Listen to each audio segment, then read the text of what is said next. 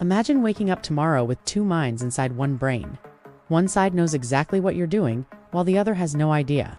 It sounds like science fiction, but in the 1960s, scientists discovered something that completely changed how we think about consciousness. The shocking part? It happened in real people. To treat severe epilepsy, surgeons sometimes cut the corpus callosum, the bundle of about 200 million nerve fibers connecting the brains to hemispheres. Neuroscientist Roger Sperry and later Michael Gazzaniga studied these patients using clever visual experiments. If the word key appeared only in the patient's left visual field, the information went to the right hemisphere. The patient often couldn't say the word out loud, yet their left hand could reach into a box and correctly pick up a key. One half of the brain knew the answer. The speaking half genuinely didn't. Then the experiments became even stranger. Researchers could secretly show instructions like stand up to the right hemisphere. The person would suddenly stand. When asked why, they wouldn't admit they saw any instruction.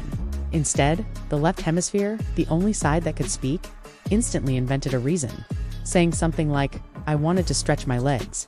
Michael Gazzaniga called this the brain's interpreter. Instead of admitting it doesn't know, your brain often creates a believable story that feels completely true. In other words, your mind may explain your actions after they've already happened. This raises one of the deepest questions in science. Are you really one conscious self, or many brain systems working together?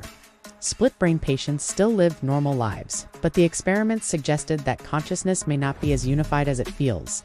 Modern brain imaging supports the idea that different networks constantly compete and cooperate before we become aware of a decision. As Nobel Prize winner Roger Sperry's work showed, the feeling of a single you may actually be one of the brain's greatest achievements. The next time you make a decision, ask yourself one unsettling question. Did you choose it, or did your brain simply convince you that you did?